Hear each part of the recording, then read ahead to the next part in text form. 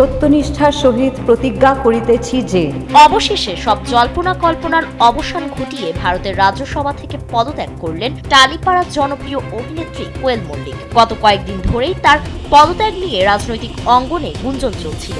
সেই গুঞ্জনকেই সত্যি প্রমাণ করে বৃহস্পতিবার ইমেইলের মাধ্যমে রাজ্যসভার চেয়ারম্যানের কাছে নিজের পদত্যাগপত্র পাঠান তিনি। ভারতীয় সংবাদ মাধ্যম সংবাদ প্রতিদিন জানিয়েছে, কোয়েলের এই পদত্যাগ পশ্চিমবঙ্গের রাজনৈতিক অঙ্গনে নতুন আলোচনা তৈরি করেছে।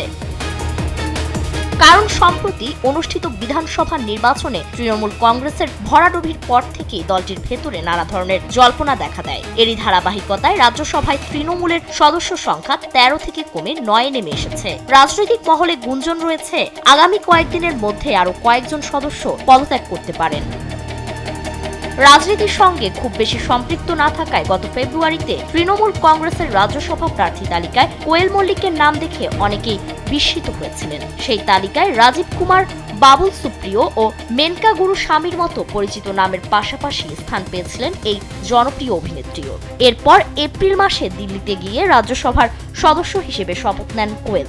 সাংসদ হিসেবে দায়িত্ব গ্রহণের পর কোয়েল বলেছিলেন, এটা শুধু কোনো রাজনৈতিক সিদ্ধান্ত নয়, দেশের সেবা ও মানুষের সেবা করার একটি মহৎ সুযোগ। এর চেয়ে বড় দায়িত্ব আর কি হতে পারে? তবে মাত্র কয়েক মাসের ব্যবধানে তার এই পদত্যাগ ঘিরে নানা প্রশ্ন উঠতে শুরু করেছে।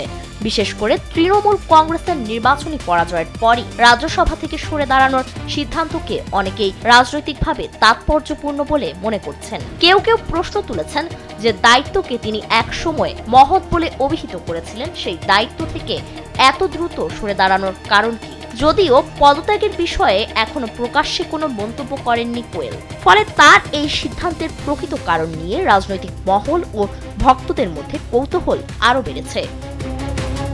ফারিন রহমান প্রীতি, কালবেলা।